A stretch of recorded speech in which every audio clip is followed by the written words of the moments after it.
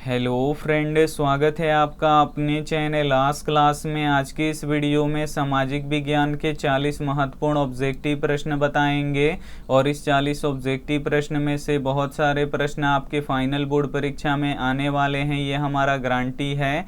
तो एक भी प्रश्न आप लोग स्किप मत कीजिएगा, वीडियो को प्लीज़ आप लोग शुरू से लेके अंत तक देखिएगा। और हमारे वेबसाइट पे ऑनलाइन टेस्ट चल रहा है, तो अभी तक आप टेस्ट नहीं दिए हैं तो जाके टेस्ट दे लीजिएगा। अगर आपको टेस्ट देने नहीं आता है तो वीडियो के लास्ट में हम आपको बताएंगे कि आप लोग ऑनलाइन टेस्ट कैसे दे सकते हैं। तो आइए शुरू करते हैं पहले नंबर प्रश्न से। तो पहला नंबर प्रश्न है कि भोपाल गैस कांड में कौन सा गैस रिसाव हुआ था। काफ़ी महत्वपूर्ण प्रश्न है और ये प्रश्न आपके फाइनल बोर्ड परीक्षा में बार बार पूछा जाता है, इसे आपको याद रखना है। यहाँ पे आपको बताना है कि भोपाल गैस कांड में कौन सा गैस का रिसाव हुआ था। तो मिथाइल आइसोसाइनाइड गैस का रिसाव हुआ था। यहाँ पे ए वाला ऑप्शन बिल्कुल ही सही हो जाएगा। और जो मिथाइल आइसोसाइनाइड गैस है ये बहुत ही जहरीली गैस है और इस गैस के रिसाव होने के कारण हजारों लोग मारे गए थे। एक प्रश्न ये भी पूछा जाता है कि भोपाल गैस कांड कब हुआ था। तो 3 दिसंबर 1984 ईस्वी को हुआ था। तो ये भी साथ में आपको याद रखना है। आइए देखते हैं अगला प्रश्न। 2 नंबर प्रश्न है कि प्राणियों के शरीर में कितना प्रतिशत जल की मात्रा निहित है। ये भी काफ़ी महत्वपूर्ण प्रश्न है और ये भी प्रश्न बोर्ड परीक्षा में बार बार पूछा जाता है, इसे आपको याद रखना है। यहाँ पे आपको बताना है कि प्राणियों के शरीर में कितना प्रतिशत जल की मात्रा निहित होता है। तो 65% जल की मात्रा निहित होता है। यहाँ पे सी वाला ऑप्शन बिल्कुल ही सही हो जाएगा। एक प्रश्न ये भी पूछा जाता है कि पृथ्वी पर कितना प्रतिशत जल पाया जाता है। तो पृथ्वी पर 71% जल पाया जाता है और 29% भूमि पाया जाता है। तो ये भी साथ में आपको याद रखना है। आइए देखते हैं अगला प्रश्न। 3 नंबर प्रश्न है कि एशिया का सबसे बड़ा परमाणु विद्युत गृह कहाँ स्थित है। ये भी काफ़ी महत्वपूर्ण प्रश्न है। यहाँ पे आपको बताना है कि एशिया का सबसे बड़ा परमाणु विद्युत गृह कहाँ है। तो तारापुर में है, इसे आपको याद रखना है। यहाँ पे बी वाला ऑप्शन बिल्कुल ही सही हो जाएगा। और तारापुर कहाँ है तो महाराष्ट्र में है, इसे आपको याद रखना है। और अभी तक आप हमारे व्हाट्सएप ग्रुप में नहीं जुड़े हैं तो ये हमारा व्हाट्सएप नंबर है 8789307304। इस पे आपको बोलना है कि सर हमें ग्रुप में जोड़ दीजिए, तो हम आपको ग्रुप में जोड़ देंगे। तो आइए देखते हैं अगला प्रश्न। 4 नंबर प्रश्न है कि भारत का राष्ट्रीय पक्षी निम्न में से कौन सा है। काफ़ी महत्वपूर्ण प्रश्न है और ये भी प्रश्न बोर्ड परीक्षा में बार बार पूछा जाता है। यहाँ पे आपको बताना है कि भारत का राष्ट्रीय पक्षी निम्न में से कौन सा है। तो मोर है, इसे आपको याद रखना है। यहाँ पे ए वाला ऑप्शन बिल्कुल ही सही हो जाएगा। एक प्रश्न ये भी पूछा जाता है कि भारत का राष्ट्रीय पशु कौन सा है। तो बाघ है, तो ये भी साथ में आपको याद रखना है। आइए देखते हैं अगला प्रश्न।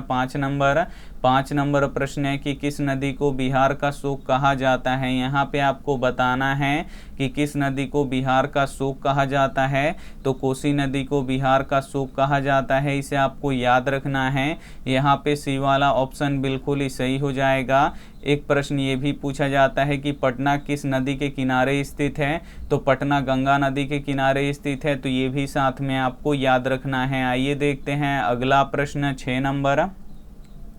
6 नंबर प्रश्न है कि नर्मदा बचाओ आंदोलन किसने चलाया था। यहाँ पे आपको बताना है कि नर्मदा बचाओ आंदोलन किसने चलाया था। तो मेधा पाटेकर ने चलाया था, इसे आपको याद रखना है। यहाँ पे ए वाला ऑप्शन बिल्कुल ही सही हो जाएगा। और नर्मदा क्या है तो नदी है, तो ये भी साथ में आपको याद रखना है। आइए देखते हैं अगला प्रश्न। 7 नंबर प्रश्न है कि देश के बांधों को किसने भारत का मंदिर कहा है। यहाँ पे आपको बताना है कि देश के बांधों को किसने भारत का मंदिर कहा है। तो पंडित नेहरू जी ने कहा है, इसे आपको याद रखना है। यहाँ पे सी वाला ऑप्शन बिल्कुल ही सही हो जाएगा। एक प्रश्न ये भी पूछा जाता है कि भारत के प्रथम राष्ट्रपति कौन थे। तो डॉक्टर राजेंद्र प्रसाद थे, इसे आपको याद रखना है। एक प्रश्न ये भी पूछा जाता है कि भारत के पहले प्रधानमंत्री कौन थे। तो पंडित नेहरू जी थे, तो ये भी साथ में आपको याद रखना है। आइए देखते हैं अगला प्रश्न। 8 नंबर प्रश्न है कि काली मिट्टी किस फसल के लिए उपयोगी है। काफ़ी महत्वपूर्ण प्रश्न है ये आपके बोर्ड परीक्षा के लिए। यहाँ पे आपको बताना है कि काली मिट्टी किस फसल के लिए उपयोगी है। तो तो जो काली मिट्टी होती है ये कपास के लिए उपयोगी होती है, यहाँ पे ए वाला ऑप्शन बिल्कुल ही सही हो जाएगा। और काली मिट्टी का दूसरा नाम क्या होता है, तो रेगुन मिट्टी होता है, इसे आपको याद रखना है। एक प्रश्न ये भी पूछा जाता है कि कपास किस राज्य में सबसे अधिक होता है, तो कपास गुजरात राज्य में सबसे अधिक होता है, तो ये भी साथ में आपको याद रखना है। आइए देखते हैं अगला प्रश्न 9 नंबर प्रश्न है कि निम्न में से कौन सा राज्य सूखे से सर्वाधिक ग्रस्त है। यहाँ पे आपको बताना है कि निम्न में से कौन सा राज्य सूखे से सर्वाधिक ग्रस्त है, तो राजस्थान है, इसे आपको याद रखना है। यहाँ पे सी वाला ऑप्शन बिल्कुल ही सही हो जाएगा। एक प्रश्न ये भी पूछा जाता है कि भारत का सबसे बड़ा राज्य कौन सा है, तो राजस्थान है, तो ये भी साथ में आपको याद रखना है। आइए देखते हैं अगला प्रश्न 10 नंबर प्रश्न है कि विश्व पर्यावरण दिवस किस दिन को मनाया जाता है। यहाँ पे आपको बताना है कि विश्व पर्यावरण दिवस किस दिन को मनाया जाता है, तो विश्व पर्यावरण दिवस 5 जून को मनाया जाता है, इसे आपको याद रखना है। यहाँ पे सी वाला ऑप्शन बिल्कुल ही सही हो जाएगा। आइए देखते हैं अगला प्रश्न 11 नंबर प्रश्न है कि कोयला का सबसे अच्छा किस्म कौन सा है। यहाँ पे आपको बताना है कि कोयला का सबसे अच्छा किस्म कौन सा होता है, तो एंथ्रोसाइड होता है, इसे आपको याद रखना है। यहाँ पे ए वाला ऑप्शन बिल्कुल ही सही हो जाएगा। एक प्रश्न ये भी पूछा जाता है कि कोयले का सबसे खराब किस्म कौन सा होता है, तो कोयले का सबसे खराब किस्म पीट होता है, इसे आपको याद रखना है। एक प्रश्न ये भी पूछा जाता है कि कोयला कितने प्रकार के होते हैं, तो कोयला 4 प्रकार के होते हैं, इसे आपको याद रखना है। पहला होता है एंथ्रासाइड, दूसरा होता है बिटुमिनस, तीसरा होता है लिग्नाइट और चौथा होता है पीट, तो ये भी साथ में आपको याद रखना है। आइए देखते हैं अगला प्रश्न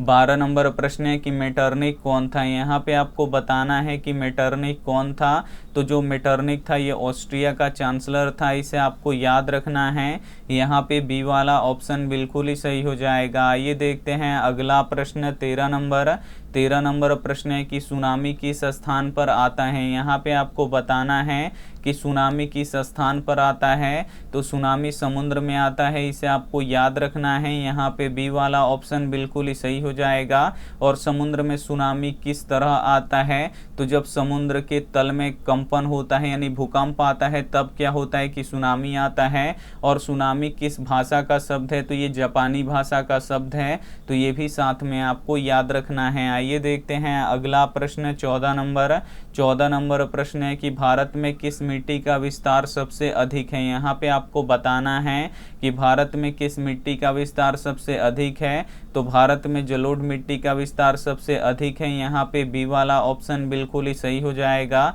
एक प्रश्न ये भी पूछा जाता है कि कौन सी मिट्टी सर्वाधिक उपजाऊ होती है, तो जलोढ़ मिट्टी सर्वाधिक उपजाऊ होती है, इसे आपको याद रखना है।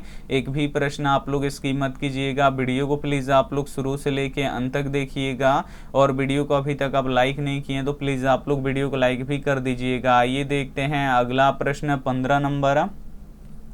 15 नंबर प्रश्न है कि हंगरी की राजधानी कहाँ है। यहाँ पे आपको बताना है कि हंगरी की राजधानी कहाँ है, तो हंगरी की राजधानी बुडापेस्ट है, इसे आपको याद रखना है। यहाँ पे ए वाला ऑप्शन बिल्कुल ही सही हो जाएगा। ये देखते हैं अगला प्रश्न 16 नंबर प्रश्न है कि किस राज्य में वनों का विस्तार अधिक है। यहाँ पे आपको बताना है कि किस राज्य में वनों का विस्तार अधिक है, यानी सबसे अधिक वन पाए जाते हैं, तो मध्य प्रदेश में वनों का विस्तार सबसे अधिक है। यहाँ पे सी वाला ऑप्शन बिल्कुल ही सही हो जाएगा। एक प्रश्न ये भी पूछा जाता है कि किस राज्य में वनों का विस्तार कम है, तो कम कहाँ पे वन है, तो हरियाणा में है, तो ये भी साथ में आपको याद रखना है। और सबसे अधिक वन कहाँ पे है, तो मध्य प्रदेश में है, तो ये भी साथ में आपको याद रखना है। तो यहाँ पे आपसे पूछा गया है कि किस राज्य में वनों का विस्तार अधिक है, तो अधिक मध्य प्रदेश में है, तो यहाँ पे सी वाला ऑप्शन बिल्कुल ही सही हो जाएगा। आइए देखते हैं अगला प्रश्न 17 नंबर प्रश्न है कि आपदा कितने प्रकार के होते हैं। यहाँ पे आपको बताना है कि आपदा कितने प्रकार के होते हैं, तो आपदा 2 प्रकार के होते हैं। यहाँ पे बी वाला ऑप्शन बिल्कुल ही सही हो जाएगा। पहला होता है प्राकृतिक आपदा, दूसरा होता है मानवकृत आपदा। तो ये भी साथ में आपको याद रखना है। और प्राकृतिक आपदा किसे कहते हैं, तो वे आपदा जो प्राकृतिक के द्वारा घटित होती है उसे प्राकृतिक आपदा कहते हैं। और मानवकृत आपदा किसे कहते हैं, तो वे आपदाएं जो मानव के द्वारा घटित होता है उसे मानवकृत आपदा कहते हैं। तो ये भी साथ में आपको याद रखना है। आइए देखते हैं अगला प्रश्न 18 नंबर। 18 नंबर प्रश्न है कि यूरोप का मरीज किसे कहा जाता है। यहाँ पे आपको बताना है कि यूरोप का मरीज किसे कहा जाता है। तो यूरोप का मरीज तुर्की को कहा जाता है, इसे आपको याद रखना है। यहाँ पे ए वाला ऑप्शन बिल्कुल ही सही हो जाएगा। आइए देखते हैं अगला प्रश्न 19 नंबर। 19 नंबर प्रश्न है कि सर्वाधिक वर्षा होती है। यहाँ पे आपको बताना है कि भारत में सबसे अधिक वर्षा कहाँ पे होती है, तो मौनसिंहराम में होता है, इसे आपको याद रखना है। यहाँ पे डी वाला ऑप्शन बिल्कुल ही सही हो जाएगा। और जो मौनसिंहराम स्थान है ये कहाँ पे है, तो मेघालय में है। तो ये भी साथ में आपको याद रखना है। आइए देखते हैं अगला प्रश्न 20 नंबर। 20 नंबर प्रश्न है कि जलवेराइन एक संस्था थी। यहाँ पे आपको बताना है कि जलवेराइन एक कैसी संस्था थी, तो जलवेराइन एक व्यापारियों की संस्था थी, इसे आपको याद रखना है। यहाँ पे बी वाला ऑप्शन बिल्कुल ही सही हो जाएगा। आइए देखते हैं अगला प्रश्न 21 नंबर। 21 नंबर प्रश्न है कि गैरीबाल्डी पेशे से क्या था। यहाँ पे आपको बताना है कि गैरीबाल्डी पेशे से क्या था, तो गैरीबाल्डी पेशे से नाविक था, इसे आपको याद रखना है। यहाँ पे बी वाला ऑप्शन बिल्कुल ही सही हो जाएगा। आइए देखते हैं अगला प्रश्न 22 नंबर। 22 नंबर प्रश्न है कि इनमें से कौन विनाशकारी आपदा है। इसमें से आपको बताना है कि कौन विनाशकारी आपदा है। तो जो भूकंप होता है ये विनाशकारी आपदा होता है। यहाँ पे डी वाला ऑप्शन बिल्कुल ही सही हो जाएगा।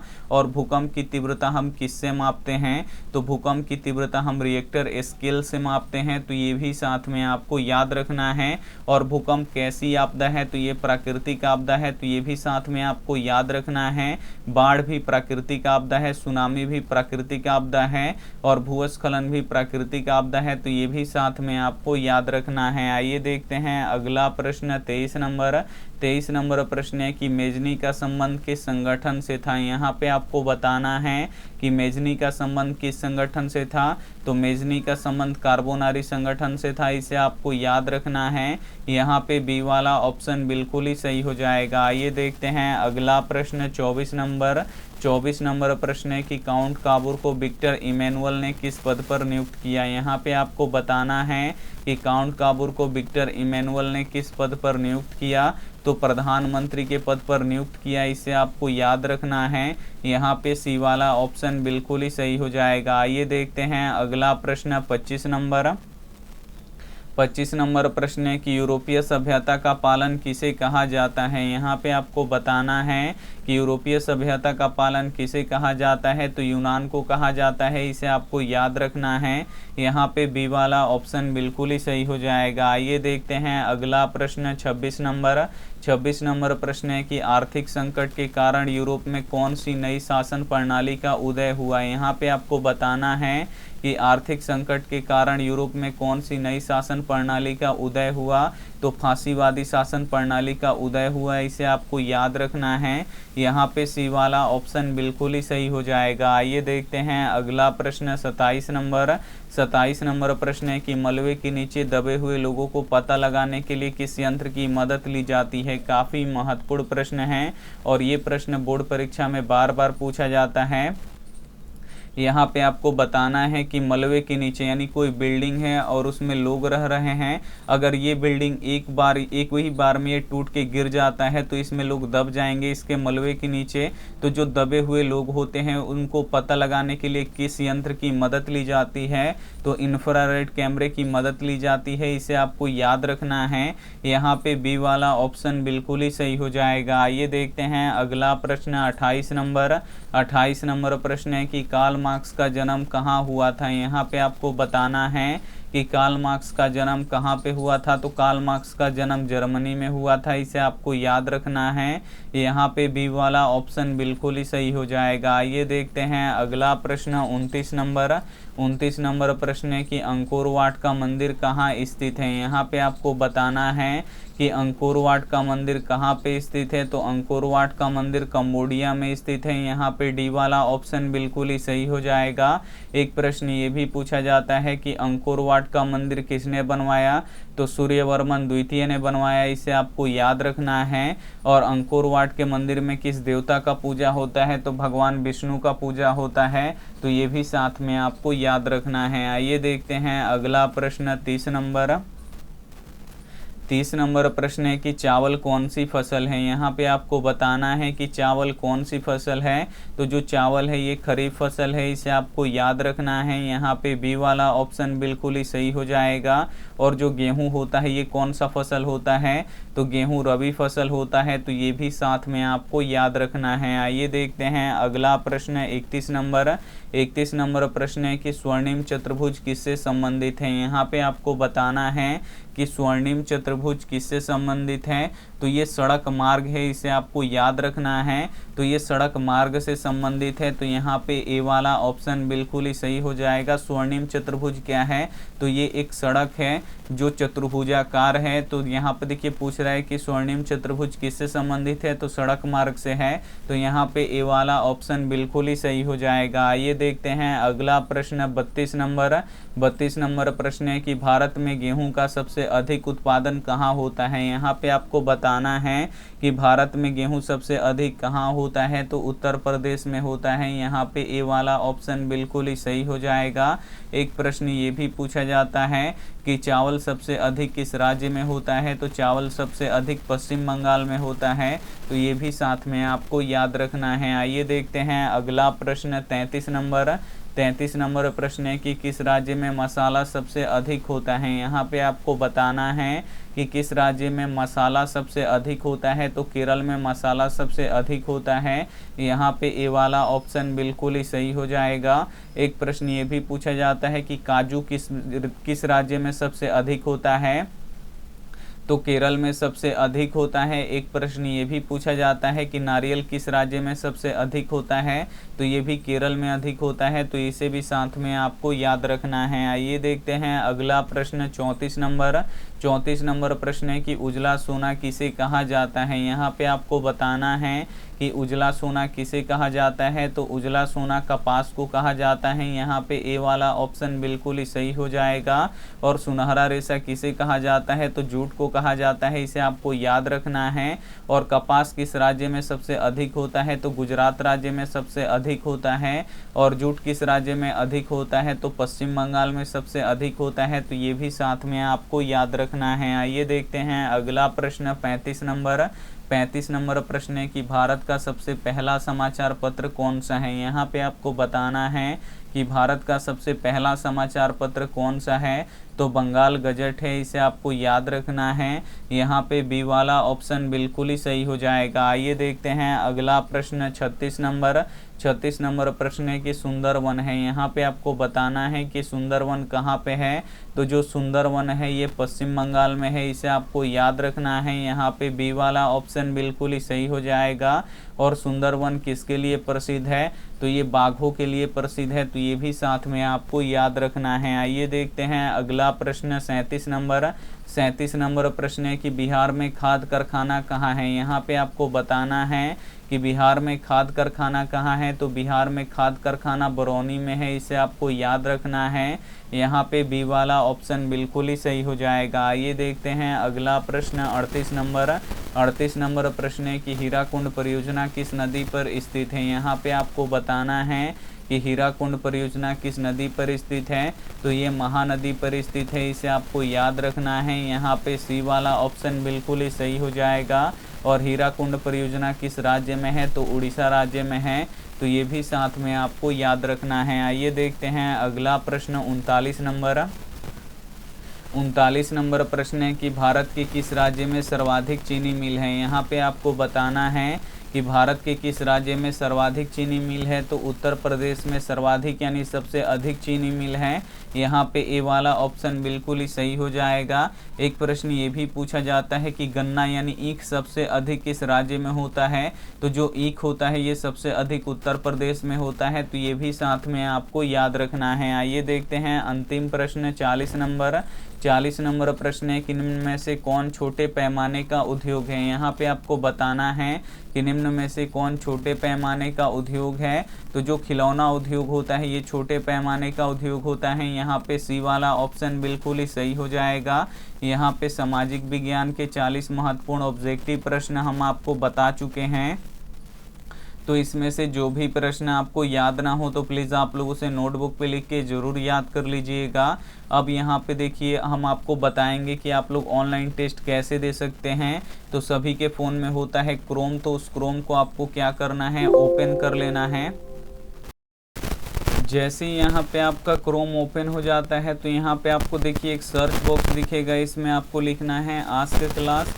तो हम यहाँ पे लिख देते हैं ASK फिर CLASS। यहाँ पे हम आस्क क्लास लिख के सर्च कर देंगे और जैसे ही सर्च करेंगे यहाँ पे देखिए लिखा हुआ आ गया आस्क क्लास। तो इसी पे आपको क्लिक करना है। जैसे ही क्लिक कीजिएगा आप हमारे ऑफिशियल वेबसाइट पे आ जाइएगा और यहाँ से आप लोग टेस्ट लगा सकते हैं, यहाँ से PDF डाउनलोड कर सकते हैं। तो सबसे पहले हम आपको बताते हैं कि टेस्ट आप कैसे दे सकते हैं। तो इस टेस्ट पे क्लिक करेंगे तो यहाँ पे देखिए आज के डेट में आज 23 मई है। तो यहाँ पे देखिए 23 मई का ये भी है, 23 मई का ये भी है। तो इन दोनों का टेस्ट आपको यहाँ पे देखिए आपको ध्यान से देखना होगा। ये क्लास 12th के लिए है और ये क्लास 10 के लिए है। तो आप क्लास 10 में है तो क्लास 10 वाले के लिए टेस्ट लगाइएगा। और टेस्ट का समय क्या होता है, तो सुबह 7 बजे से लेके अगले सुबह 7 बजे तक होता है, यानी 24 घंटा होता है। तो दिन में आप कभी भी टेस्ट लगा सकते हैं। अगर आप लोग ग्रुप में जुड़ जाइएगा तो जब टेस्ट होता है तो हम आपको बता देते हैं कि इतना बजे से टेस्ट हो रहा है, तो जाके आप लोग टेस्ट दे सकते हैं। इसलिए ग्रुप में जुड़ना ज़रूरी है। तो यहाँ पे क्लास 10 वाले पे हम क्लिक करेंगे और जैसे ही क्लिक करेंगे यहाँ पे थोड़ा सा आपको नीचे आना है और यहाँ पे नीचे आइएगा तो यहाँ पे देखिए 188 बच्चों ने टेस्ट दे दिए हैं। अब आपको क्या करना है कि यहाँ पे स्टार्ट करना है और यहाँ पे आपको नाम लिखना पड़ेगा। तो यहाँ पे हम अपना नाम लिख देते हैं, आप लोग अपना नाम लिखिएगा। उसके बाद हम नेक्स्ट करेंगे। अब यहाँ पे देखिए 20 क्वेश्चन है और आपको सही करना है और एक क्वेश्चन का 4 ऑप्शन है जिसमें से केवल एक ही सही है। अगर आप लोग सही पे दबाइएगा तो ग्रीन यानी हरा हो जाएगा, अगर आप लोग गलत दबाइएगा तो वो रेड हो जाएगा। तो यहाँ पे पूछ रहा है कि अपसारी लेंस निम्न में से कौन सा होता है। तो जो अवतल लेंस होता है ये अपसारी लेंस होता है। तो यहाँ पे देखिए अगर सही ऑप्शन है तो ग्रीन हो जाएगा। अगर आप लोग गलत कीजिएगा, यहाँ पे देखिए लेंस की क्षमता का ऐसा ही मात्रक क्या होता है, तो डायोप्टर होता है। लेकिन हम यहाँ मीटर पे टिक करेंगे तो देखिए गलत हो गया और जो सही आंसर है वो आपको बताएगा। तो ऐसे ही आपको टेस्ट दे देना है 20 तक और लास्ट में लिख के आता है सी रिजल्ट। तो वहाँ से आप लोग रिजल्ट देख सकते हैं। अगर आपको PDF डाउनलोड करना है तो डाउनलोड PDF पे आपको क्लिक करना है और जैसे ही क्लिक कीजिएगा बहुत सारा यहाँ पे PDF खुल के ओपन हो जाएगा। यहाँ पे आप लोग देख सकते हैं बहुत सारा PDF हम अपलोड कर चुके हैं और इसे आप लोग फ्री में डाउनलोड कर सकते हैं। तो आप लोग ज़रूर डाउनलोड कर लीजिएगा। अगर आपको क्वेश्चन बैंक पढ़ना है कि 2012 में कैसा क्वेश्चन पूछा गया था, 2014 में कैसा क्वेश्चन पूछा गया था, 2022 में कैसा क्वेश्चन पूछा गया था एग्जाम में, फाइनल एग्जाम में, तो यहाँ से आप लोग खोल के आप लोग इससे पढ़ सकते हैं। अगर आपको 10th का चैप्टर वाइज ऑब्जेक्टिव और चैप्टर वाइज सब्जेक्टिव पढ़ना है तो आप लोग यहाँ से पढ़ सकते हैं। तो अगर ये वीडियो आपको अच्छा लगा हो तो अपने दोस्तों के पास इस वीडियो को जरूर शेयर कीजिएगा, चैनल को जरूर सब्सक्राइब कीजिएगा। Thank you for watching. मिलते हैं अगली वीडियो में, तब तक अपना ध्यान रखिए, मन लगा के पढ़ाई कीजिए। Take care and bye.